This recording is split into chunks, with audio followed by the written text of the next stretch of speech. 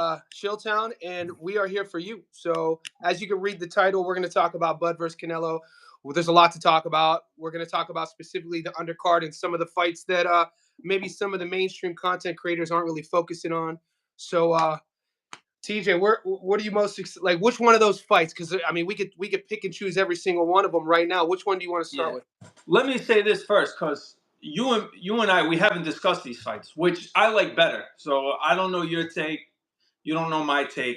I think that makes for a much better conversation for all Yeah. these undercard fights. And I don't know how people rate the undercard or the prelims, but I actually think they did a very good job matchmaking. If you look, the odds are very close. I think there's some really interesting fights that could go either way.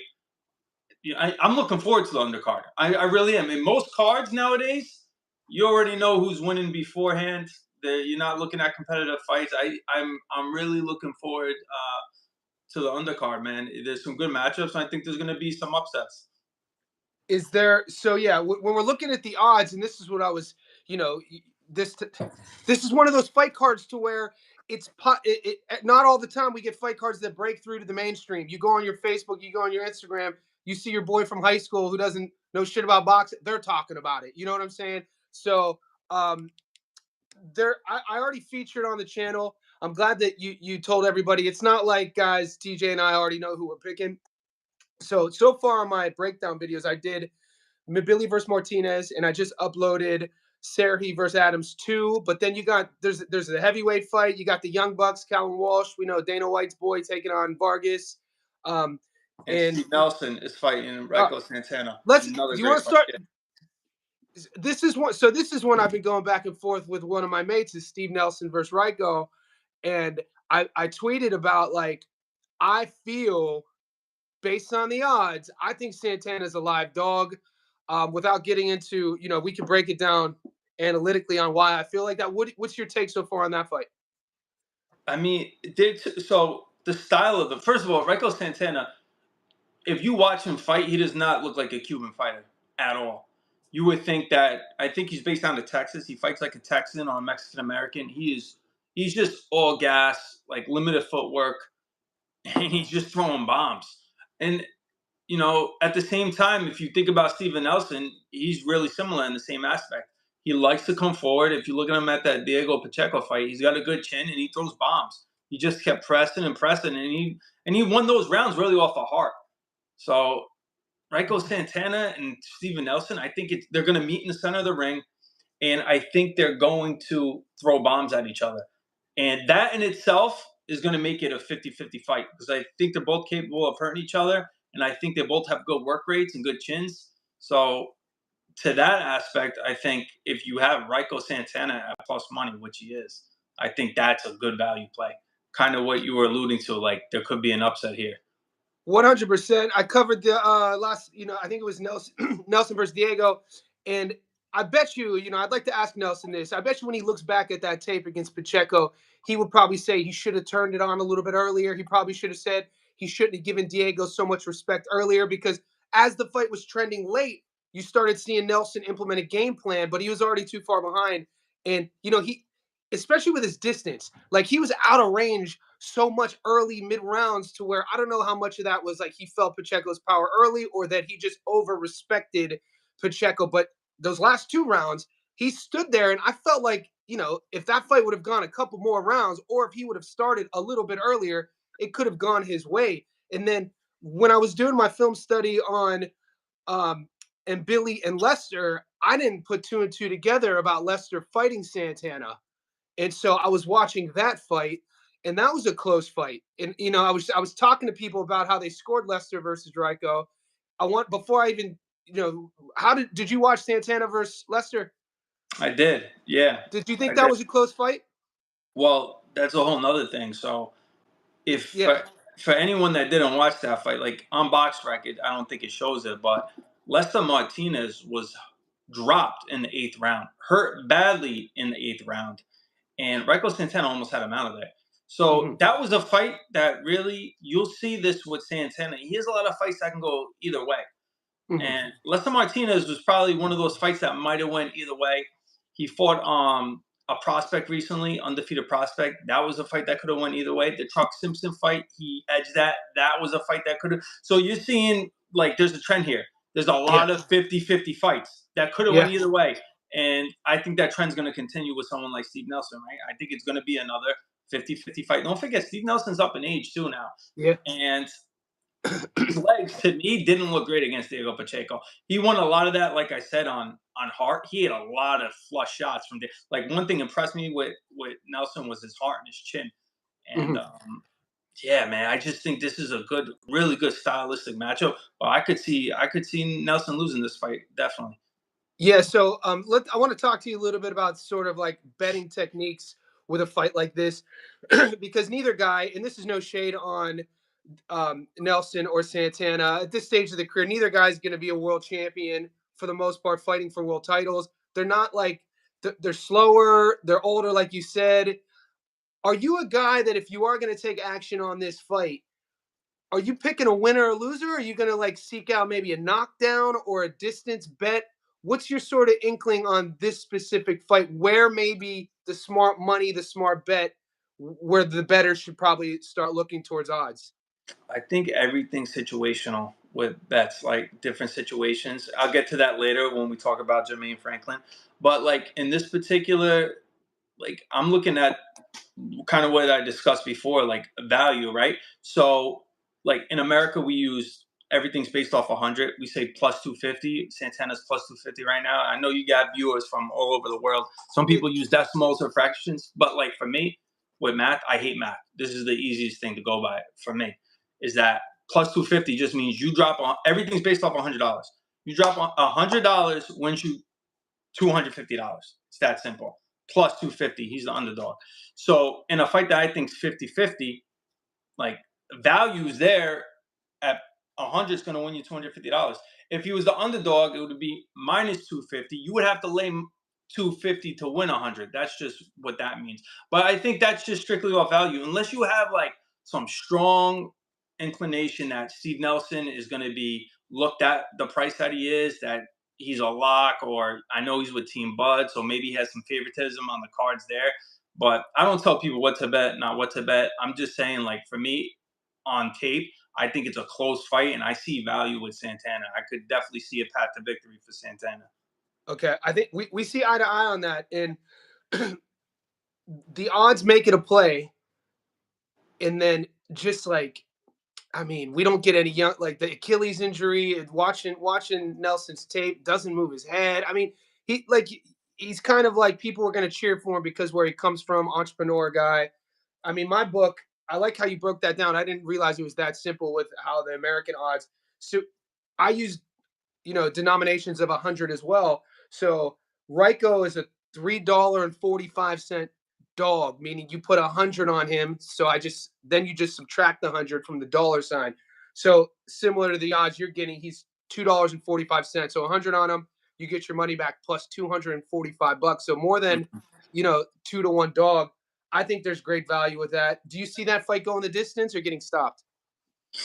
It's 10 rounds. I wouldn't be shocked to see it go the distance. I really wouldn't. Yeah. Okay. Yeah, And I don't. I mean, look, they both have serious chins. Look at he just went. Steve Nelson just went 12 rounds with Diego Pacheco. We saw Raiko Santana just went 10 rounds recently, not that recent, but with Lester Martinez, who's a killer. mhm, So there's nothing that says to me, he was in a war with Truck Simpson. He's also been very active. I don't know if you guys know this or not, but he's been with the TCL, the Combat League, Raiko mhm, Santana. He's mhm. he was just like their fighter of the year. I think he's 14-0 there. So he's been active in that sense where he's in actual fights, Mhm. not with the big gloves or the headgear, like he's fighting. So that to me Yeah, is an advantage that he's been in the gym, he's been yeah. fighting. So Santana shouldn't be too cold here. And while Nelson's been somewhat inactive. All right, guys. Shout out to everybody tapping in. I want to give a shout out to the super chat. University of Texas fan here giving us the super chat. Appreciate you, Holla Hoax. And so moving forward, you talked about Franklin Ditchko. You brought that up. I think Mm. do people forget about James Franklin? In the heavyweight division. I mean, when people were talking about American heavyweights, all the buzz is on Josh Edwards, Young Buck, and then my Uh, guy. I like Kiki Torres, but you kind of forget about this guy fought AJ, went the distance. These odds are right down the middle as well. Yeah, Jermaine Franklin. So Jermaine Franklin, I had watched him before the Dillian White and AJ fights, and when they announced the Dillian White fight, people were pretty upset about it. I think the mainstream boxing media, like I have a lot of people that I talked to from the UK, they didn't know who he was. They asked me. I said, "No, he's live in this fight." A matter of fact, he was a heavy underdog, and I knew him from when he fought. I would say journeyman, not really club level fighters, but Rydell Booker he fought, and he fought Yep. Jerry Forrest, who are both Yep. good level fighters, and I gauge a fighter on their performance. So I have to see how you handle yourself against someone to that caliber of a journeyman, and that's going to dictate where I put you, where I think you can perform then at the next level, right? I think that's what a lot of people do. So going into that White fight, anyways, I said I have Jermaine Franklin for the upset. I thought he was going to beat Dillian White, and he was a crazy price. And I tell you what, I scored a 7-5 for Jermaine Franklin. I think if that wasn't at Wembley, wherever it was, and it was in the UK, if it was on neutral ground, I think it was either a draw or Jermaine Franklin would have got the fight. So Yeah, I judges gave always it to. saw, yeah, he had good fundamentals. He has nothing great, but he's good all around, which is rare for a heavyweight, right? He's got a good jab. He's got good power, good feet. He probably has a great chin. He has a lot of good things. But even though I got burned on that, like I always look at it, the cards didn't go in my favor, but my read was right.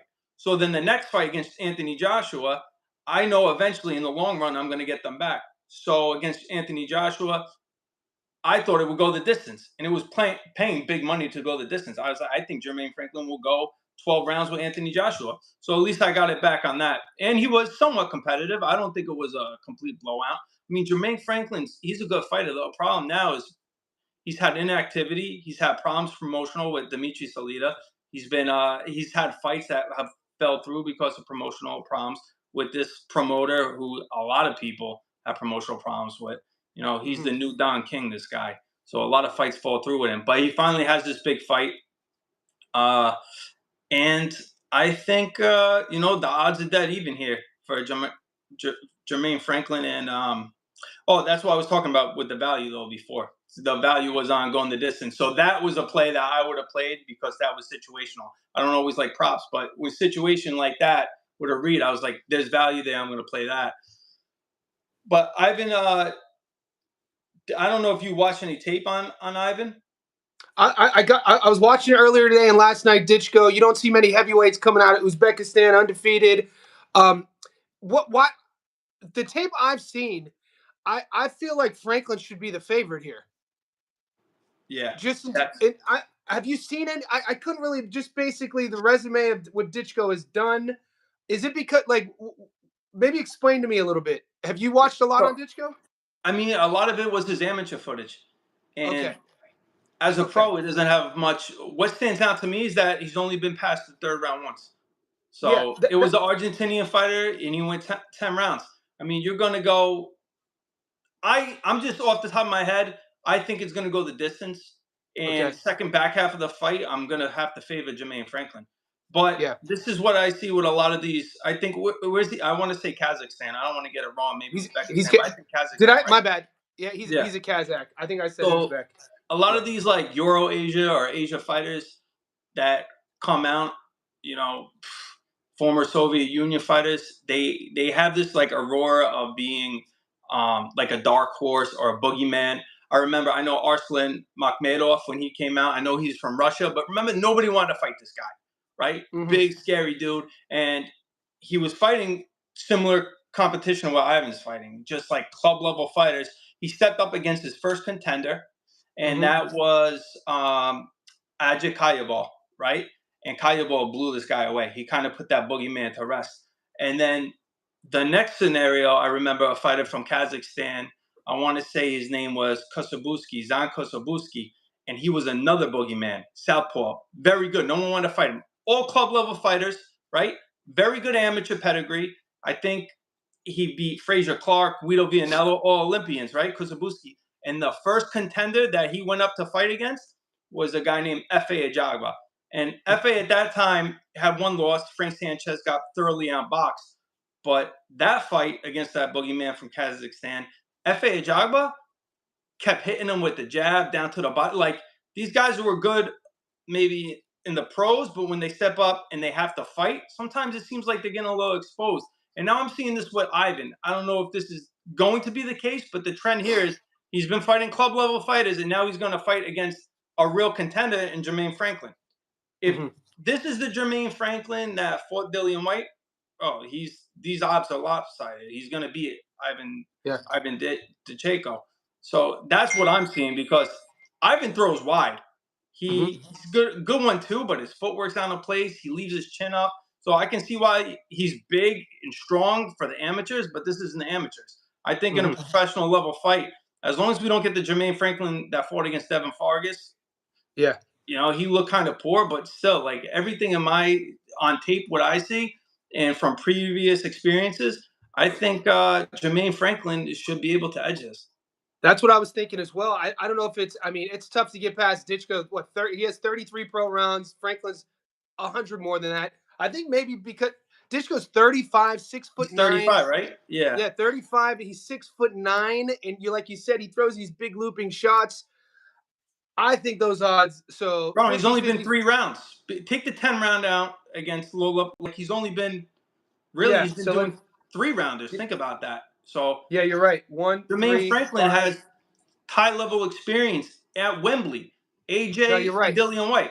Like, bro, this is the fight that I was thinking about. I haven't uploaded it, but when I was back and forth with some of the boys in our Discord, this was the fight that I was being asked money per value. Like, what's the fight right now per value? And I was like, man, I think people are sleeping on Franklin. I need to watch a little bit more Ditchko. I couldn't find a lot of tape, and talking to you, asking you about it, it's kind of proving my point of it. I think the odds makers have this one wrong. Yeah, I mean, he hasn't fought somebody like when Jermaine Franklin was fighting like Rydell Booker or Jerry Forrest. Like those are good journeymen. Ivan Ditchko, he hasn't really fought even to that level. So he's gonna look good against the club fighters he's fighting against. But this is a much bigger step now because Jermaine Franklin is fundamentally sound, like I said in the beginning, all around. He's good all around. He's got good combinations, good hand speed. Nothing great, maybe a great chin, but he's just a good all-around fighter. And he can do 12 rounds. So yeah, so history, let's take some of these questions. History Vault says people think Ditchko has a jab, but he really doesn't. He has a pawing jab, which sets up his hooks. He kind of prods it out there. He doesn't sit on it. I agree with you on that. But he's just trying to set up his backhand. Money Meach, 50-50 heavyweight fight. Be cautious. Yeah, Money, I mean, on the line, I think the point is we're not really telling people to go heavy on this fight. We're saying on the line, the odds have it at 50-50. I think it should be swaying, and I think TJ thinks it should be swaying more in favor of Franklin. And then what do you think about Ditchko's jab, TJ? Like I said, like the footage I've seen, he looks good against club level fighters and amateurs. I want to say I watched his fight with, maybe he fought F.A. Ajagba, but F.A., though, from the amateurs till now, completely improved. F.A. from Frank Sanchez to the F.A. now, 2 completely different fighters. He's gotten way better. Yeah. Different guy. Martha Prince in the house, represent Northeast Ohio. The Buckeyes, we up. He leaves us a super chat. This is an interesting question, TJ, because you and I haven't spoken about it. I brought this up on my live stream 2 days ago. Takai versus Medina. Mate, the books right now have Medina. Medina's live in real. All right, so Mar, I was talking about this the other day, and you hear what TJ says. I think these odds are insane as well. They got right now, as we speak here in Australia, you got Medina at. Give me a second. Takai. Like 8-1. 4-1. Yeah. He's a 4-1 dog. So what's your thoughts on Takai versus Medina? Yeah, I mean, no, Medina could fight. Yeah, I've watched tape on him. He can fight. He's live, especially it's in Japan, right? You know how that goes. Yeah, Japan's also fair scoring. Fair scoring. Foreigners tend to do really well in Japan when they travel. So that's true. I don't. Are you? I don't know yet if I'm gonna even bet on that played fight. It. Like I'm just trying to get past. This week. We're in a tournament. Yeah, this is how I mentally. I look at it as like a win and move on sort of tournament. You know that Japan card with Inoue and MJ. That's the next day. Yeah. But dude, there's even without even side chatting here. There's that kid from the other Bekdamir. Bekdamir. Nurmagomedov is Yeah, he's fighting fighting too. Yeah, Thursday night. He's, I yeah. think, ranked 17. He's in the top 20, 25 in his division. I So think that's a those fun. he's part of the ring card. I think the ring has some fights during the week. Yeah, Yeah, I think they're Anthony Asalagua is fighting. Very good Princess. fight. One of the Yeah, best one of the best nicknames, Princess Alice Kawaga. Um, so we got Santana and Nelson. How about all right? I mean, this is the how about Serhi versus Adams too? man. So I know we spoke about the Michael Fox fight, Mm-hmm. I think previously, and Mm-hmm. that's obviously a bad showing. That's another example where Serhii Boachuk, he blew weight for Mm-hmm. that. His team asked for a catch weight, and then he blew the catch weight. So he came in, I think, at least 5 pounds over, and it was probably his worst performance to date. Mm-hmm. He looked poor. He had no head movement, and I know Michael Fox is tricky. Look, he went down as one of the biggest robberies ever against Gabriel Maestre, right? So he's a good fighter. He's way better than his record suggests. But someone like Boachuk, who's just been blowing everybody out. I mean, Mm-hmm. look at Ishmael Davis. He was coming off that great win, and then with Virgil Ortiz, some people thought he beat Virgil. Mm-hmm. So for him to struggle and then get dropped in the last round against Michael Fox, I mean that's just a poor showing. If that version shows Get up, dropped. Hold up. He didn't get dropped. he got dropped by Michael Fox. Look, they didn't call. It was clearly. Okay, No, I he gotta got give. dropped in the look. There was 10 seconds left in the fight. He got dropped. They didn't call. He didn't get. There It wasn't a was a count. What clear. they called it a They foot. did. He was a minus 2,400 favorite, and that was a fight where I had him in. I thought he would blow out Michael Fox, and as soon as he blew weight, I pulled it, and that was a sweat because Yeah. when the scorecards were going to get read, there was people that had Michael Fox up in that fight. But if you go back and watch it, it was clearly like not a slip. He got dropped. I think it was I'd a have to straight left rewatch hand. it. Yeah, it was the Yeah. last 10 seconds of the 10th round. So anyone that Okay. wants to pull it up real quick and dispute it, let me know.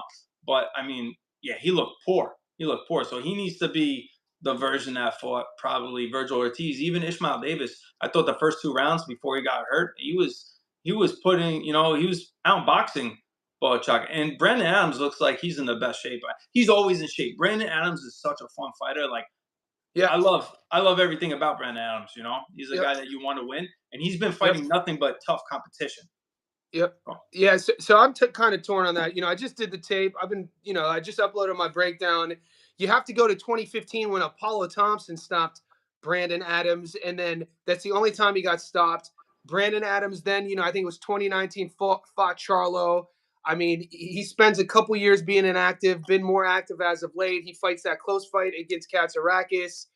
And then, Boachuk's camp claims that knockout was a wet canvas. There was quote unquote sort of drama controversy with the first matchup. Look, we have to remember Serhi was supposed to fight Madrimov, right? So like you come off of a war that went viral against Virgil, which I don't know if I can name another example of a fight when one guy in such a close fight on the cards, one guy gets dropped multiple times and doesn't drop his opponent to get the 10-8 back or however you're scoring the round multiple times in multiple rounds and loses the decision. And that's what happened with Serhi. Am I saying that he was robbed? I'm not saying that. I think a lot of that had to do with Virgil just getting kind of buzzed, stunned, popping back up, and then doing what Virgil does and putting it on him.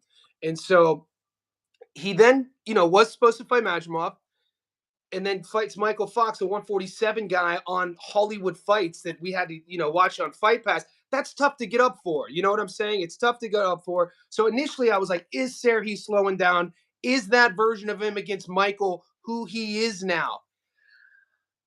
He's only 30. It's easy to forget he's only 30. He's only 30. Brandon's 35, 36. Brandon's 5'8". Serhi's 6 feet tall.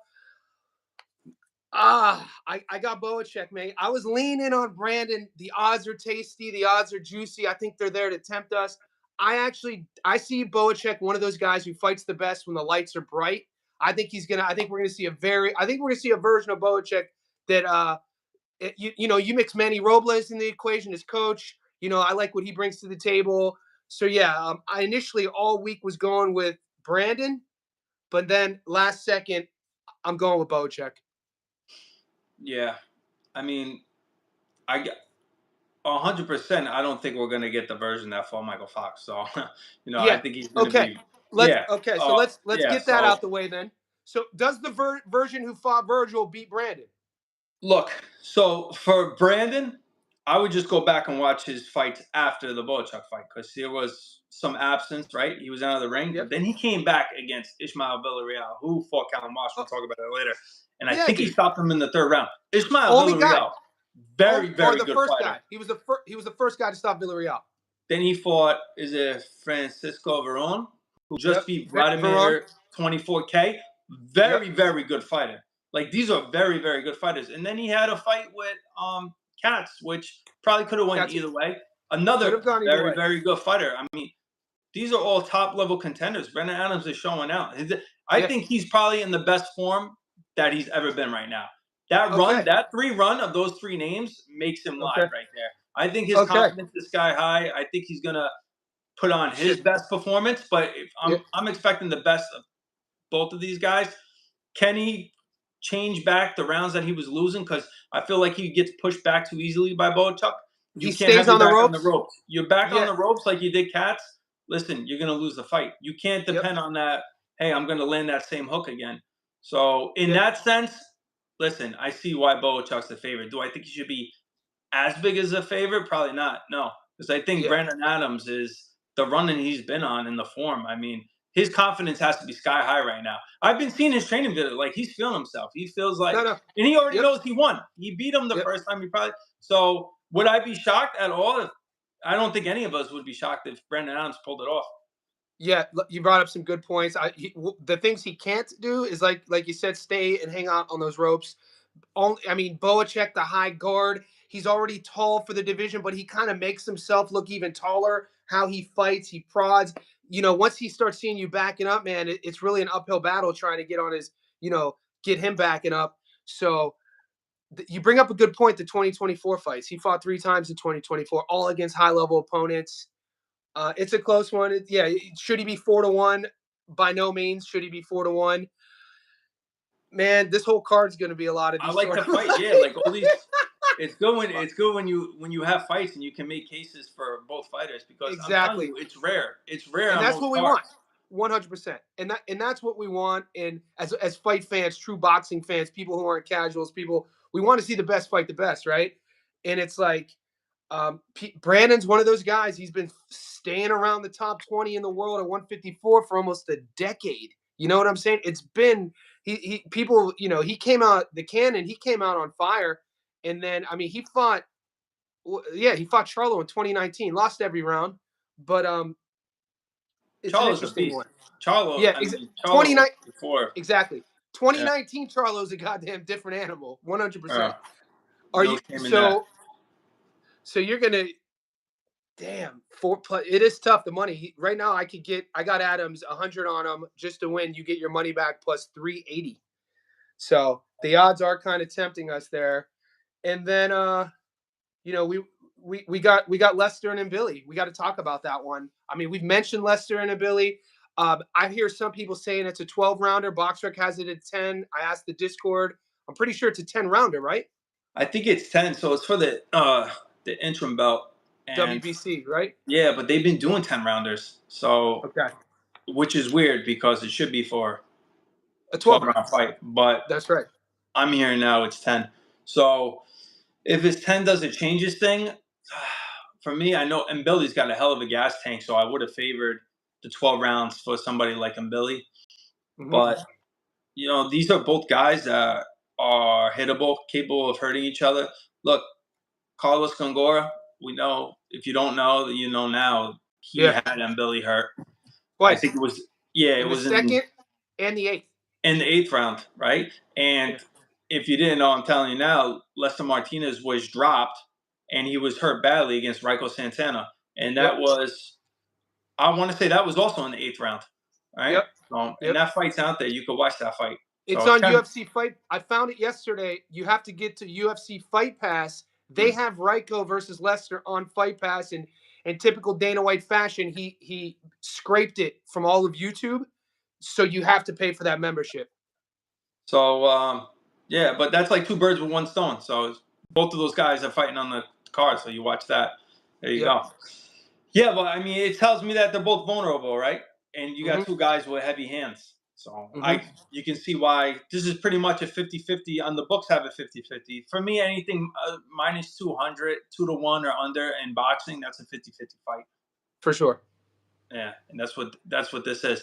Like, if you're gonna ask me who I favor, I think and Billy's a good round winner. So I think Mm-hmm. that work rate. So Mm-hmm. in rounds where Martinez isn't hurting Billy, I think Billy's going to be winning the rounds. Mm-hmm. If Yeah, that makes sense. I think activity is going to come to play. What, like, people could kind of fall in love with the optic of him, Billy, what he looks like, but it's that relentless pace, his volume, his output. I was going back and forth on in the Discord based on what Paulie said. Paulie was on the boxing scene.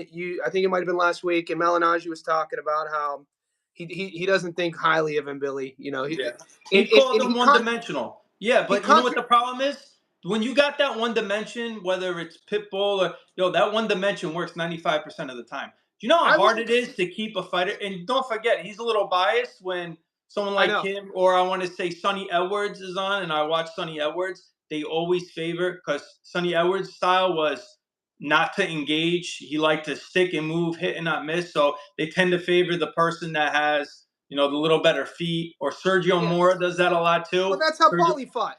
That's how Paulie yeah. fought. So, Yeah. whether it's subconscious or they want to make Yeah. it seem a little better that way. So listen, that's a fucking hard style to have somebody on your chest, and they're not going anywhere, and you have to fight them 100%. off. Yeah, like Yeah. you have to be something almost special to be able to move that person, hurt that person, or be able to outbox that person. Because, like I Because said, 95% of the time, like that style, like, let's just call it generic Mexican style. Like, they're coming, great chin, power in your chest. Marauder, that marauding Yeah. style. How many Yeah. times do we see that fade the boxer? We just saw it with Jordan White. Jordan Yeah. White was more skilled than Renee. Come on. He's going Dude. back in straight lines. Renee, but sometimes that one style, that one dimension, you're going to just keep winning and riding that roller coaster. Yeah, without talking about Renee. Renee looked like a kid who was stealing people's lunch money against dude, that was a horrible out. Anyway, but calling, talking like historically, boxing history, usually if a guy's one dimensional in a good way, he's a Hall of Famer. Being one dimensional, he was using it, in my opinion, trying to like take a nod trying to take a slap at Canelo. We know that Paulie does it, by talking trash about him, Billy, because Billy was in the sweepstakes to fight Canelo, but Bud's fighting Canelo. You know what I'm saying? So do you think that Bud is just trash, like you said, and Billy's trash because Canelo only fights guys who? That was Paulie's argument, but a guy like Billy who could crack, who has pressure, comes forward, and watch the Gongora fight, especially in the 8th round. This is what I was talking about. People are like, "Oh, he can't box, he can't punch going backwards." I'm like, "What are you talking about?" The only reason he didn't get stopped against Gongora in the 8th, a really weird southpaw who throws his punches long, awkward guy, is because he was landing when he was hurt, going backwards. That awkward jab, but also his right hand. So that's all the evidence you kind of need to see when a hammer is becoming the nail, because not always hammers can be the nail and win. And Billy has shown that he could do that. He Yeah, could punch him. He could punch himself out of trouble backing up. I And think they're selling him short by calling him one dimensional. I don't. same. Yeah.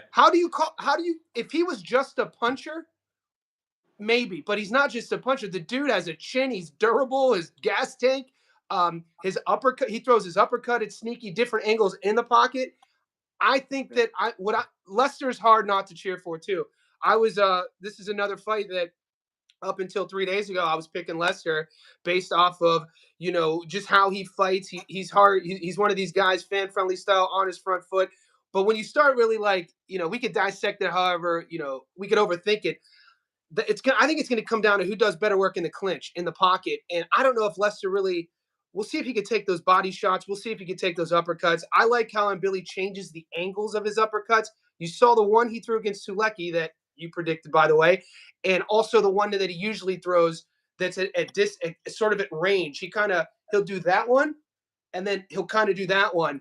And being the And shorter Billy has fighter, I great think, body work. He has a yeah, great punch selection. Yeah, that's why I'm not with the whole like that's really selling the fighter short. But for me, I just don't think he likes that fighting style. The commentator that you're talking about. But yeah, for me, I mean, yeah, I would say maybe Martinez hits harder. I could see that. Martinez really sits down on his punches, but you know, is he going to win? Is he going to win 6 rounds against somebody that's on your chest, like just with the work rate? And historically, I know judges can be lazy and they like the guy marching forward, throwing a ton of punches. So uh-huh, when they can't split around, they usually give the round to the guy that looks like he's in control or the ring yep, general. So I mean, yeah, I'm edging Billy because I think that he could hurt him and he can win on points. Where I think Martinez might have to drop him or hurt him to win, which is obviously very very possible here. They're both yeah, vulnerable, but for this is sure. why the fight's so close. It's an exciting fight, mate. Are you just kind of a random question. Is this one of those fight cards that you're going to be a little bit hesitant? Don't give me a number, but like, is this one of those fight cards that there's hesitation for like going really, really heavy on an outcome because there's so many 50-50 fights? Or historically, is it these fights that you can make the most money hypothetically, these 50-50s? Nah, I don't like a lot of fights on. I don't like a lot of fights on.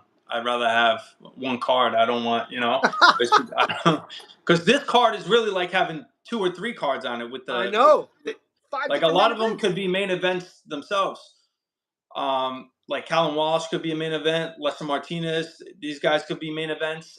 Sirhai Boachuk, Brendan Adams, like that in itself Come could be a on. main event. Yeah, but no. And then there's other fights on that.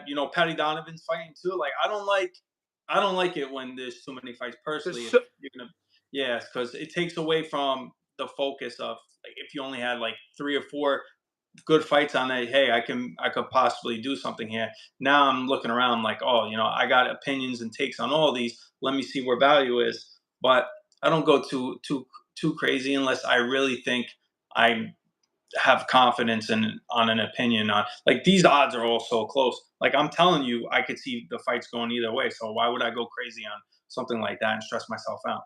one of the boys brought up, shout out to Bricks. This is a fight that I brought up earlier in the week, Alice Kawaga versus Camacho. I think those odds are a bit insane. Alice Kawaga's he's a huge favorite here. Camacho's a 5-1 underdog. I mean, have you watched the tape on these guys? Do you know much about Yeah, Camacho? yeah. He fought, Do you I think those? believe, a Filipino fighter recently, right? Jason Mama, I want to say. Yeah, Yeah, yeah. Do yeah. do And you I think know those odds are Alcalagua. fair? I thought he only had a few fights when he fought against, I want to say it's Haraji Yeah, Kenshiro. And I yeah. thought he was actually might be able to upset him. No, he does a lot of training. He trains out in Japan a lot. He's a very good fighter. I mean, he I could have a look those friend of odds. mine. A friend of Yeah, mine talks to me about Alice Kawaga. Like he speaks. How my buddy who's in the states, who's connected with RGBA, he's when I talk to him about Alice Kawaga, he talks about Alice Kawaga like I talk super about skilled. Pinto. Yeah, Yeah, super skilled. Super skilled. yeah. I'm high on him. I'm high on him. So Okay, I'm not surprised that the odds are this. okay, I'm not okay. surprised. So do you think do you think upset alert or no? With the lower weight classes, bro, anything's possible. It's like the lower weight classes and heavyweight. Yeah, I feel like it doesn't take too much yeah. for upset, but nah, man, I'm pretty confident in Anthony. Okay, how about the Callum Walsh versus Vargas? Callum Walsh versus Vargas. Yeah, so Callum Walsh, I was at the fight with Villarreal. I was about 10 feet away from the ring. Okay, And I had bet Walsh when he fought Ishmael Villarreal. And I was there with my father. And at the scorecards, I didn't know who won. I told my dad I bet Walsh. I said, I don't know who won. I wouldn't be surprised if they gave it to Villarreal. Walsh was dropped in the 10th, hmm counted, and he was dropped at least once, maybe 2 other times that the ref picked him didn't up call it. and Yep, didn't call it, man. It it was was a so bad weird. look. It was a He, bad look for Callum.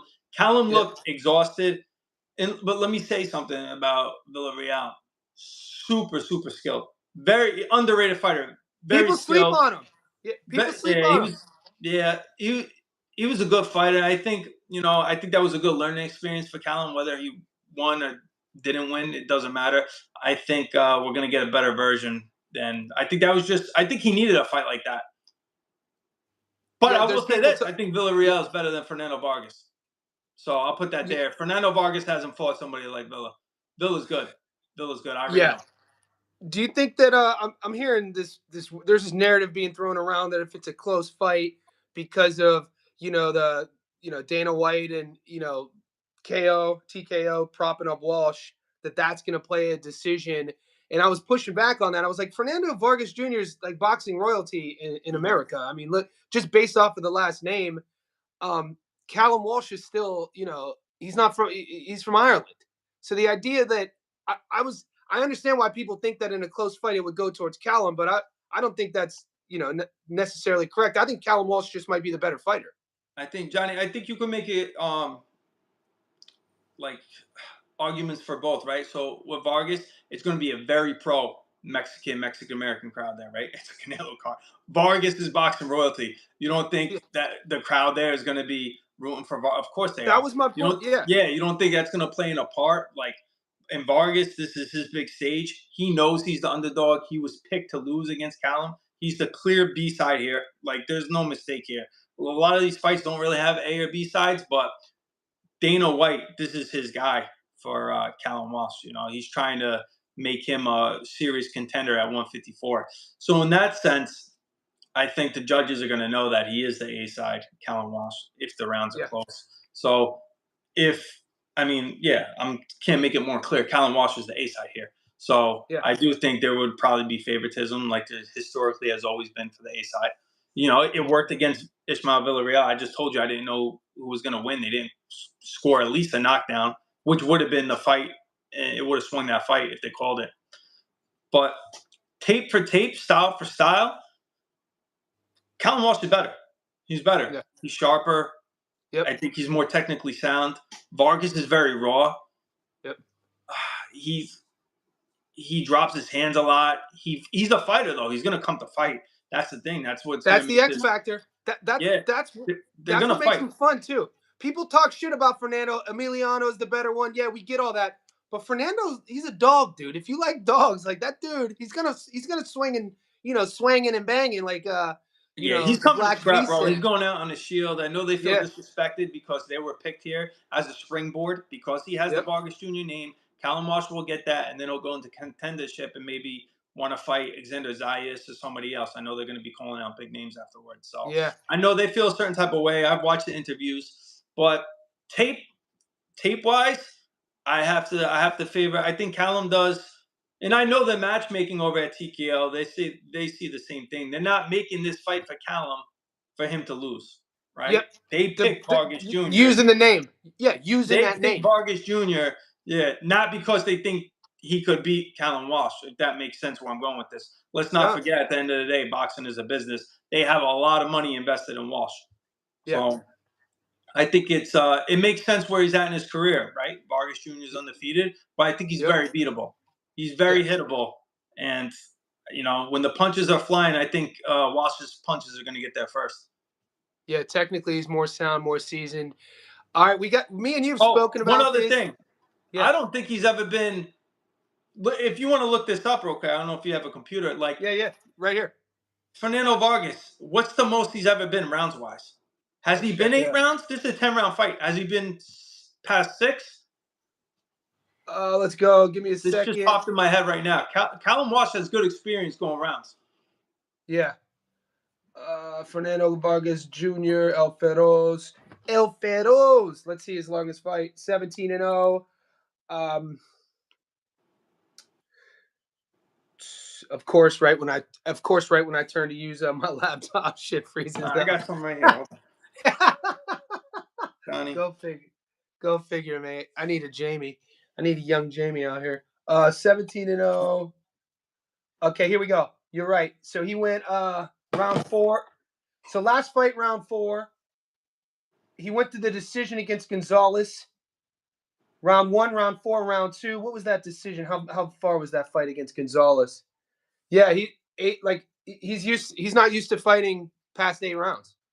Has he ever even been 8 rounds? Like, this is what. Try to pull that up. Fernando Vargas. Here we go. Don't worry, Johnny. You're out. I got this. 6 rounds. He went 6 rounds once. That's it. Okay. Yeah, against Eduardo 2023. Flores. Eduardo Other than Flores. that, he's been doing 3 rounds, 4 rounds. He's been He's like 5-1. Yeah, like, dude, that's a massive. So that's a massive experience advantage when for you've sure. only been to the 6th round once. Where you got Callum, who's been in 10 rounds. Like, he's been training for 10 rounders. He's been training for 10 rounders his whole career. Yeah, he so had a couple fours, couple. I mean, in his 1, 2, 3, in his 6th fight, he's fighting a 10 rounder, and he's fought 10 rounds ever since.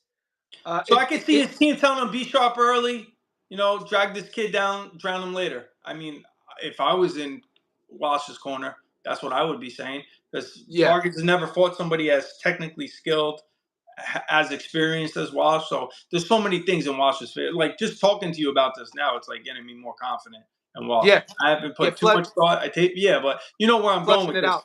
Yeah, like the 6th round. He's only been 6 rounds. He's in the 10-round fight. And against and once. He's not like he's been 6 rounds like 5 times once. So that's a huge factor. It definitely matters. And I think, and I'm on the side. I mean, you grew up around boxing your entire life. I heard you say you boxed back in the day as well. So I'm on the side of when I see a guy coming up who actually overcomes getting dropped, overcomes getting hurt, like you said, Walsh versus Villarreal. Yeah. You were at that fight. That's a good thing. Like for me, if I'm in the young guy's camp, because now we know how he sort of reacts when that adversity presents. And he got itself. dropped. He got dropped and counted. You want to know how he's going to look to his corner? Is he going to be fearful? Like there's so many signs that you're going to see. How does a fighter handle, being in trouble, especially it's the 10th round, you're in a close fight. If you get dropped again, it might be over. You could get hurt, Are you surviving? Are you going to be defensively sound? There's so many things you got to read into that. And now we know that about him. And if he gets dropped again, he'd be like, I've been here before. It's okay. Right? Yeah, I think he's going to be one of my locks. 100%. I was flirting with the idea. I know you don't like the word locks, but the Discord asks, Johnny, what one fight do you think that I'm of all the fights on that card? Yeah, everyone, there's no such thing as a lock. Anything can happen in boxing. That's the beautiful part about the sport. All right, everybody's asking you, and we've spoken about this 3 weeks ago. We talked about the weight. We talked about Bud and Canelo. I mean, from my perspective, Crawford is a welterweight. I know people are going to say he had one fight against Majimov. That he's not a junior middleweight. He's a welterweight going up to 168. I don't like it. What do you see happening? I don't know. There's a lot of question marks. I mean, if he stayed at 154, would he beat Boots? Virgil? Would he beat Virgil? If he went to 160, would he beat Janabek?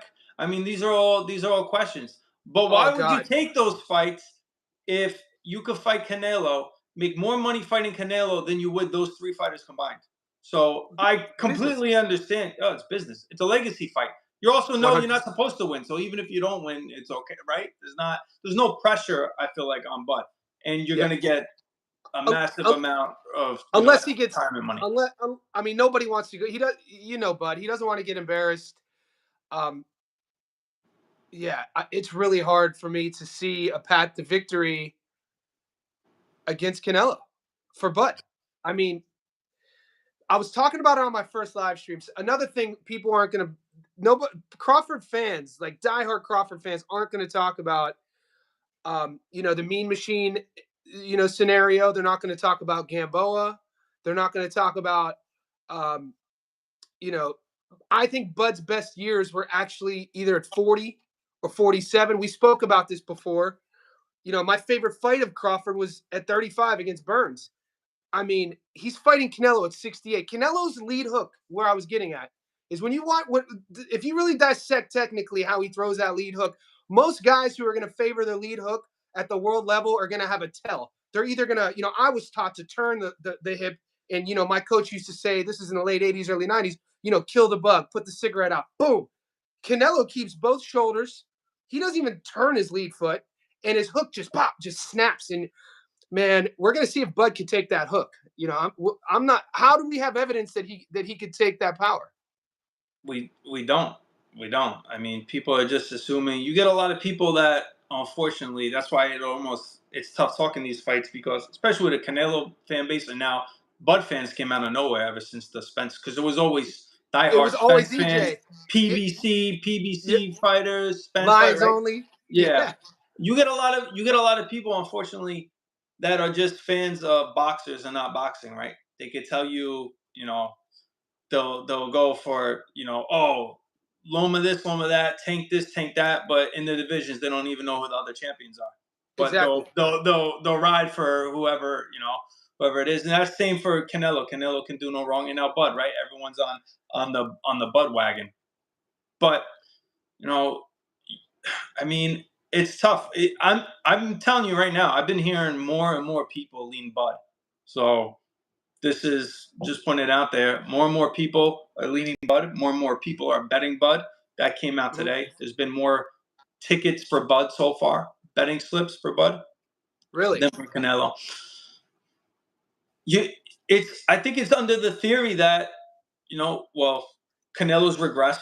I don't think he's the same fighter that he was at, obviously, 154, 160.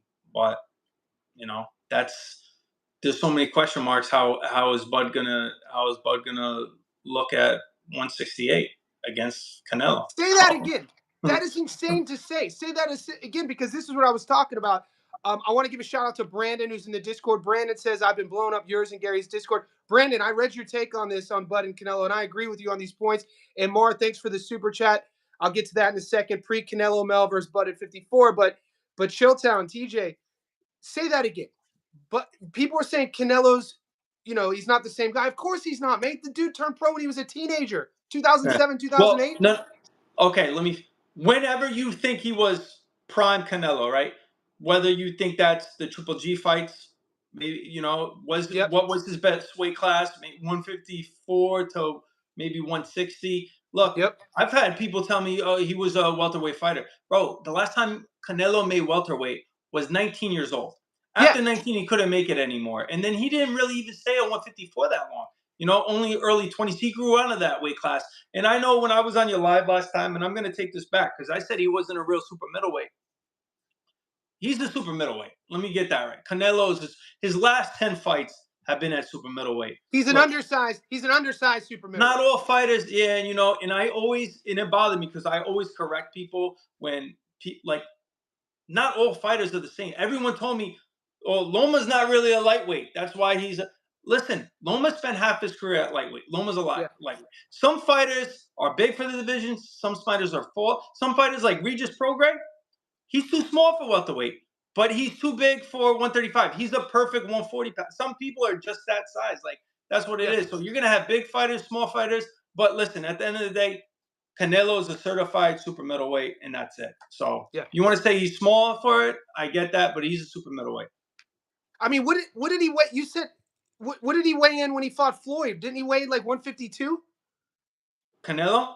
Yeah. I thought it was maybe 155. I want to say it was maybe it was 152. I'm curious now what Mayweather weighed in But at, but he but was you said also what? look 23, and let's make no mistake about this. Mayweather has nothing in common with Bud. Like Mayweather Nothing. is a defensive genius. He shoulder rolls everything. He's His his game in the pocket, his to operating make you system. miss and That make you operate. pay. Yeah. Yeah, Bud is an offensive counterpunch. Like they couldn't be stylistically two different things. And Mayweather didn't fight the super middleweight Canelo. Like so, I don't even. Yeah. People want to bring that up, but for me, I'm telling you, like I wouldn't compare that. And I know people say, "Oh, but he was only 23." I don't know if that's just. I don't know. For me, I'm telling you, he was only 23, and Mayweather is not Bud. So I don't. Yeah. To So me, that's not relevant. the, the thing that you said that's most interesting here, you got to talk about the money. It's not like the boxing world had been begging for Canelo to fight Bud.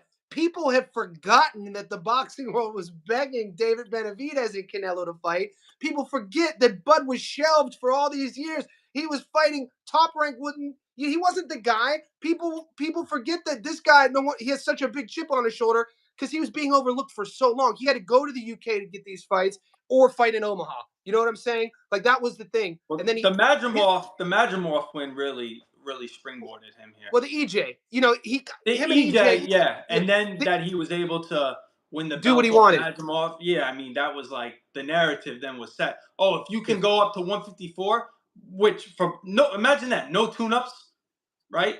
Goes at the yeah, top dog at 154, Madrimov, who was kind of like a yeah, boogeyman. It's like they thought that was somewhat impossible. Madrimov fought in the amateurs at like super middleweight. yeah. He's a big, strong dude. Big dude. So yeah, I mean, and he won. So now that he beat a 154 pounder, there's no big names at 160. The money is Canelo. They're like, hey, Canelo not big at super middle. They're like, what if? And obviously now Netflix, they think this is going to bring in huge money. It's one of the biggest fights, and I What? can't remember how long. So No, it's one of, like I said, it's one of those fights that's breaking through to the mainstream, right? We don't get, guys, fight fans, we don't get this a lot. A couple times, maybe I mean, what was the last one? Like a ever. true blue, real Oh. boxing match that broke through to the mainstream. Maybe when Floyd was fighting, Floyd Look, Pacquiao. when Netflix did Jake Paul and Mike Tyson, the numbers were insane. I don't And consider that we don't no, no, consider no. that But I'm boxing. saying because it was on Netflix. So this Yeah, is now on Netflix, not pay per view. Like the yeah, intrigue is going to be, it's going to be available to so many people. So I'm just 100%. saying those numbers were insane. Now you have even a better fight. More people are going to talk about it. It's on Netflix. I think it's good. That's good for the sport. Yeah, so you're talking. You mentioned also something when, like, people say, "What's Canelo at his peak? What did he look like when he was at his best?" Maybe the Triple G era, the trilogy there. Guys, Bud Crawford turns 38 in November. The Bud Crawford versus Madrimov at 54 versus the Bud versus EJ at 47. If you're not a diehard Crawford fan, like unless you're a family member and you're not going to admit that, I mean, he wasn't as fast at 54. He was fastest in my opinion at 40. And even at 47, he fought EJ like a bully. It's not like he was, he bullied the bully. That was his game plan. It was a beautiful game plan. And so is that what he's going to do against Canelo? Like, what are we expecting here? I don't even know if he's going to be. This may be controversial, but I don't know if he's going to have faster hands than Canelo. I think Canelo has. That lead hook by Canelo, boys, is the one you want to watch for because Bud Look, doesn't have the best head movement. He's been known to get hit. He's been known to take a shot. He moves his head, but he's been known to look at his work. Oh, he's a boxer. Some guys you could get caught looking at your work. You look at your work a little too long against Canelo right there in the strike zone. That hook's coming out of nowhere. if you go back and watch the last few fights that Canelo had, the punch that dropped Charlo, it was a straight right hand to the guard. Charlo didn't see it coming. It was laser fast. He dropped Munguia and he dropped Berlanga. Berlanga Yeah, with the one hook. was the uppercut and one was the hook. These are all different punches. 3 different Yeah, punches, all lightning fast. He's got hand speed. I'm telling you, Canelo has hand speed. It's just that he doesn't throw combinations. Bud throws combinations, and he has fast feet. So when you're throwing more than one punch, they look a lot faster. But for me, I think he's not going to be any faster at 168, Bud. So at least his hand speed. I don't think that's going to happen. You're carrying extra. yeah. I just don't think that's going to happen. So I think the hand speed advantage, if there is advantage, if there is, I don't think it's going to be much. I think Canelo's got fast hands. I really do. And I think it's hard for people to compartmentalize emotions with facts and history when it comes to the sport of boxing, especially fan bases. Canelo, like the speed, the power, the presence he's bringing into the ring. Both camps are traditionally mum and hush with releasing anything. I've had guys hit me up, Johnny, any insider info? Have you messaged so and so? You're not getting much from Bomac. You're not going to get shit from Reynoso in terms of you know, I'd like to know if Boots sparred Canelo the entire time as an orthodox fighter. I wonder because Uh, what do you think I he don't went southie the whole time? probably. I don't know. I don't know. I don't know what technique. I mean, I don't think we're gonna Only know. only because Crawford. Everybody was telling me before the EJ fight, Bud was going to fight EJ orthodox to be able to negate Errol's lead hand. But no, very first minute of the fight, Crawford came out southpaw. I think I want to see if he does the same thing against Canelo. I think that matters. Do you think he's going to fight him southpaw? I think so. I think he switches though, he'll switch in between combinations. I think Mm-hmm. that's just an extra tool in the tool bag for him. But what better sparring are you going to get than somebody like Boots that can Does mimic both. that? He's a Exactly. phenomenal Yeah. switch hitter, has power in both hands, super athletic, big. He's bigger than Bud. No, and just to He looks answer Mars' question from before, like Charlo versus Bud at 154, I think I would yeah. have Charlo. I think I would have Charlo. Look, Bud's only had one fight at 154, close Yeah. against Najimov. I mean, Charlo.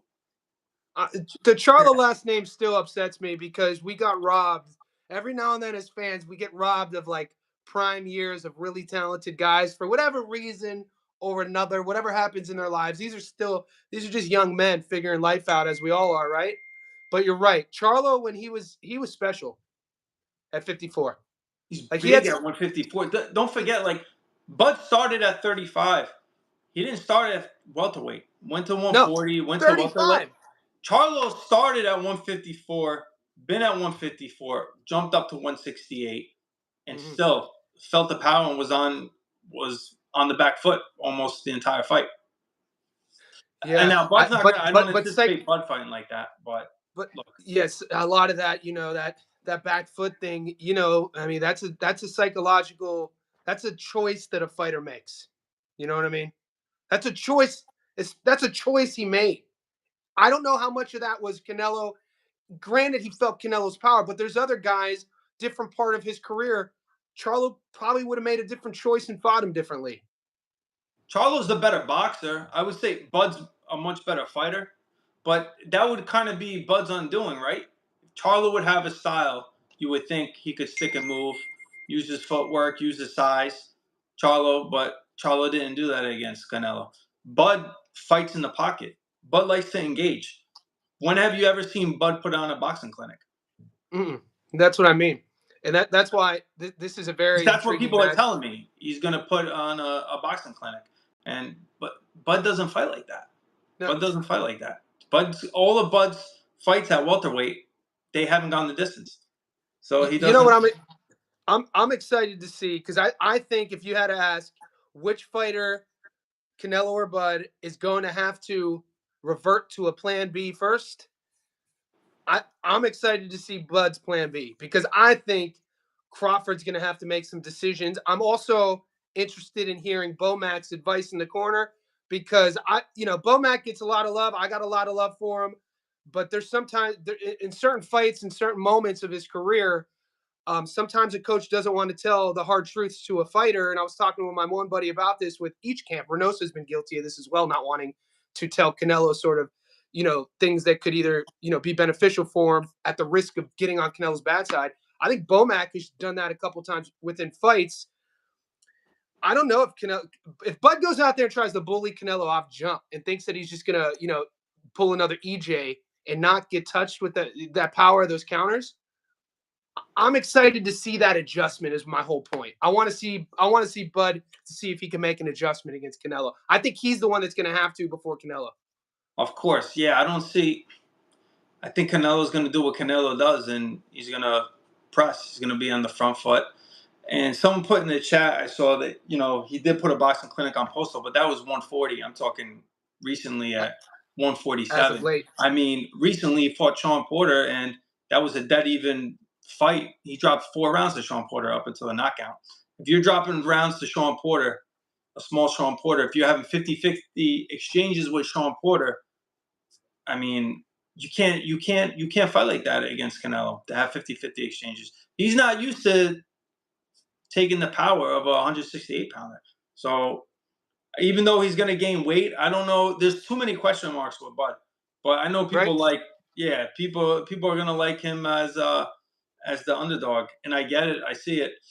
But I mean, it's tough. How does he win? I need somebody to explain that to me. How does he The win? path to victory. That guys, listen to the chat.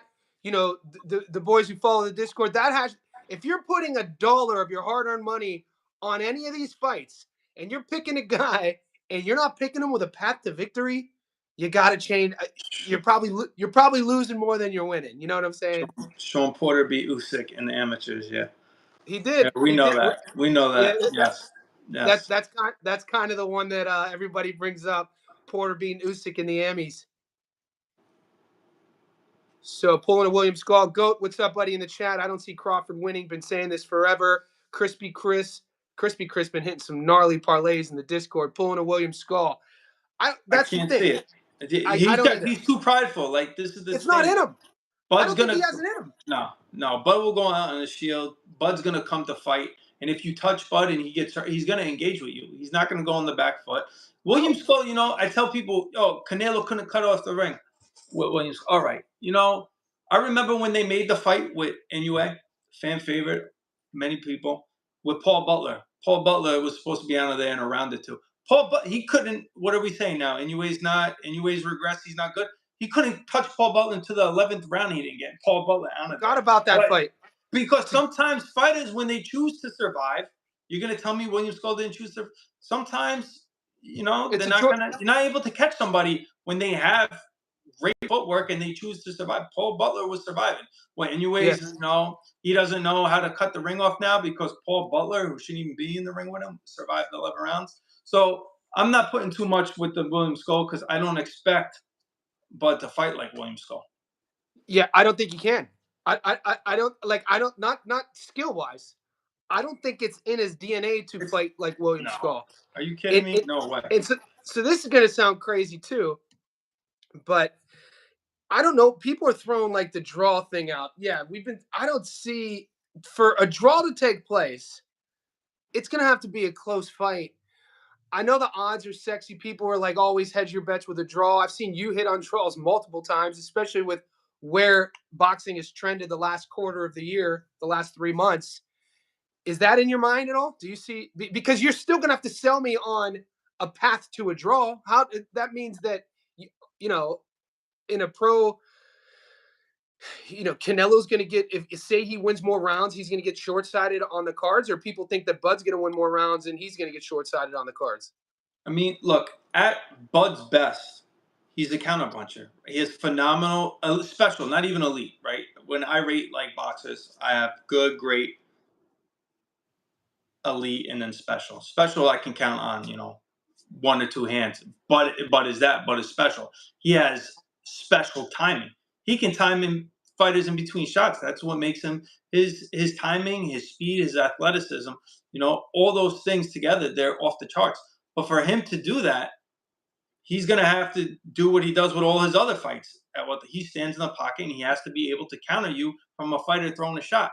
Canelo's going to have to throw the shot and he's going to have to be willing to stand in that fire and counter him, right? Because I don't see Bud sticking and moving, staking his jab out, creating the offense himself. I think he's going to need Canelo to do that. And one thing with Canelo, man, he has very good head movement. He has a very good guard. It's not easy always to hit him. So if he's going to be willing to counter Canelo, he's going to be eating some shots. So with that being said, is he going to win those 6 rounds doing that? If he feels the power, say the power is real, he's going to feel the power. Like, is he going to be willing to stand in the danger zone, right? Is he going to be willing to stand and take that fire? I don't know. People are gonna. I don't know if I can answer that. People are gonna have to figure that out themselves. Listen, he was feeling the shots from 154 Majimov. He said it himself. Like, I felt the power from Majimov. Bud said that. If you felt that from Majimov, Canelo's not cracking like Majimov. He's cracking a lot harder. Yeah, guys, we've already surpassed an hour. TJ, we always talk. You and I could riff back and forth on boxing all day, and then our ladies will probably leave us.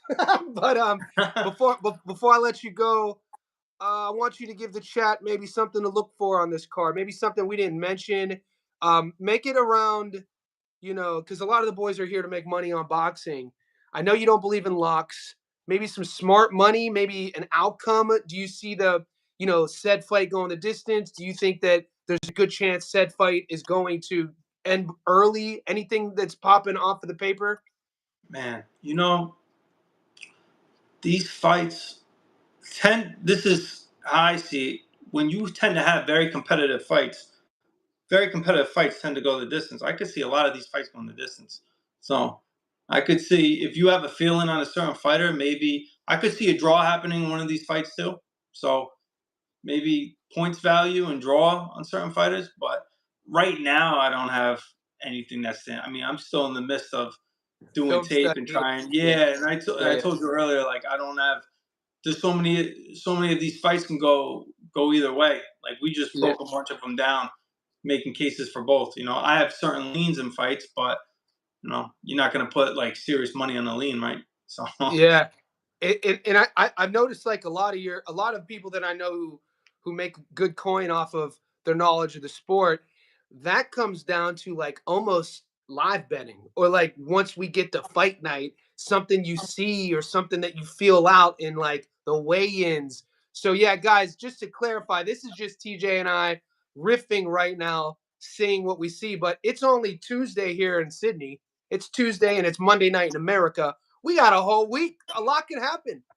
oh yeah, no, I got a lot. Like I have a lot to talk about the Canelo and the Bud card too, especially previous fights that I've bet where fighters have gone up and down in weight. Like I've been betting Canelo and Bud for such a long time. But in regards to what you just said with the live betting, that's definitely going to be a play for me. When you have such close odds, like sometimes the value isn't in the pre bet. You can, if you have a good eye for boxing, you can see possibly after the first or second round, Oh, it's maybe swinging. where the fight's going to be trending to. Whether it's a certain fighter, just hey, this is a bad stylistic matchup. I feel like this guy's going to win, or maybe this feels like this fight's going to go the distance. So either they're not hurting each other, or maybe some guy looks vulnerable and he's going to get knocked. Hey, this isn't going to go the distance. So there's so many plays you can make when you have an even fight like this, where the value maybe isn't in the pre bet, where you can live bet it. All right, TJ, man, I appreciate your time, brother. Thanks for stopping by. I'm going to be messaging you on the Discord, and all the boys on the chat, they appreciate you too. Guys, if you haven't already, hit subscribe, like this video, click the link that's been in the comment section below. Join the Discord. We'll be here all week, brother. All right, see you guys. Later.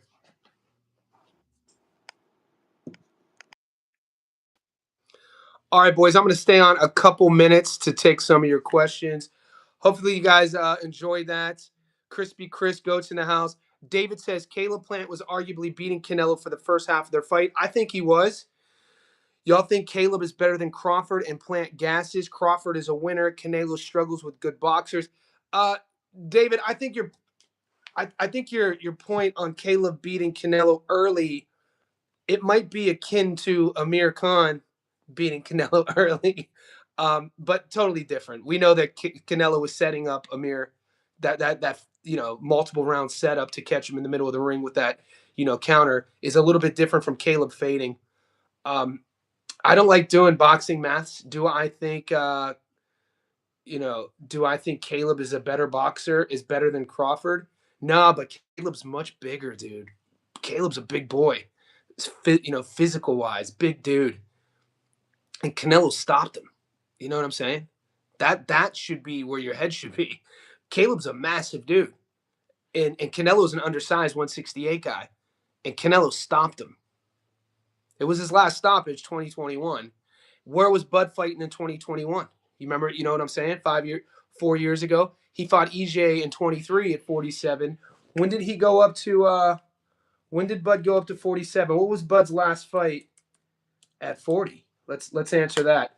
So just to have a little bit of a educated debate on that, because you bring up a good point, David. I know where you're getting at. So let's see. Crawford in 2021 fought Sean Porter at 147. So yeah, his first fight, his last fight at 40 was years ago against Ndongo, and his first fight at 47 was against Horn in 2019. So yeah, stayed at 147 for a while. When I think of Bud Crawford, guys, I think of a welterweight. I think of a 147 guy. I don't think of you can't categorize him as a junior middleweight. He had one fight at junior middleweight, and he's definitely not a super middleweight. So that's where my hesitation. I'm a huge Bud Crawford fan. I'm going to be cheering for Bud Crawford, but that doesn't necessarily mean I'm betting on him. I'm probably betting on Canelo, but I'll be cheering for Bud. That's not, that's not a fact yet. Boachuk over Boachuk in the over, Steven Nelson in the over could be a great lock. I'm gonna wait till some of these prop bets get released, guys. I'm gonna wait till some of the odds and some of the options to build our parlay, our method of victory. But guys, we have Dana White Contender Series tomorrow. I'll be giving you my picks for Dana White Contender Series today in the Discord. So if you haven't joined the Discord, hit the link in the bio. What's up, Tenny Alaji? If Mabili fight is a 12 rounder, do you got? So guys, the Mabili fight's a 10 rounder. Crispy Crisp. Plant is a good clincher. Skeezy, what's up? Anyway, by knockout in the over 6.5. I like it. Skeezy, I think I'm going to play a knockdown prop in the Inoue versus MJ fight. I know it's easy. Some people are saying MJ could beat Inoue. I don't see it. And then Inoue fans are going to talk about the Tapales fight that MJ took Tapales to the cards and Inoue starched him. I don't think you can make too much of that either. I think we're in for a great fight. MJ's the real deal. MJ is a great boxer, high-level boxer. He's going to want to fight. He's going to want to punch with Inoue. It's going to be a fun fight. I always play knockdown props in Inoue fights. So maybe I'm going to parlay, over X amount of knockdowns. LP, what's up? Big ups, Chilltown. Every time, super sharp guy. Yeah, Chilltown's a beast, guys. Chilltown's a great dude. Shout out to the chat because it's only through the chat, you guys introduced me to Chilltown. Guys, I started going lives 2 months ago. I didn't know TJ. I just met TJ when I started doing live streams by some of you boys tagging him in my lives. DJ, damn, you was live this whole time. Yeah, man. Yeah, bro. It's fight week, baby. DJ, appreciate you with the super chat, brother. Good show. Thank you, sir. This is my passion, guys. I'm here for you boys. Adu, the distance for Canelo, Bud doesn't seem like such a lock after that chat. Like you said, Bud will get hit. Can he handle the Canelo power, boys? I don't know if he can handle that power because he's going to be there to get hit. Sean Porter, punch props to the move. What up with it? Terry, yo, Johnny. This is the last question, and then I got to dip, boys. I got to train today. Tenny Alajay, if Mabili fight is a 12-rounder, do you guys see it being under 10.5? So that's a hypothetical. So if the Mabili fight was going 12, could I see it going under 10? I can.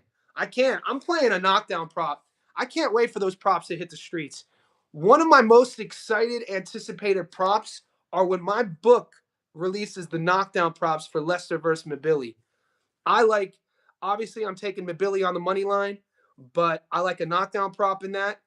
And we got a lot of work to do, boys. I'm gonna be uploading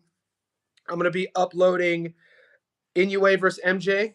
Tomorrow, I'm going to be uploading Steven Nelson versus Santana. That's going to be a fun fight. I'm going to be uploading Callum Walsh versus Vargas. And I might get Bud Crawford and Canelo out first just to let it simmer on the channel because those always get a lot of views. I appreciate everybody tapping in. I do lives every single day. This is my second live today. Guys, I just uploaded my prediction of the Serhi Boachuk Brandon Adams fight. So that's on the playlist, fight predictions. Make sure you check that out. Muscle Brown tapping in late. I got to run. I'll be good, boys. Muscles, we've been here an hour and a half, baby.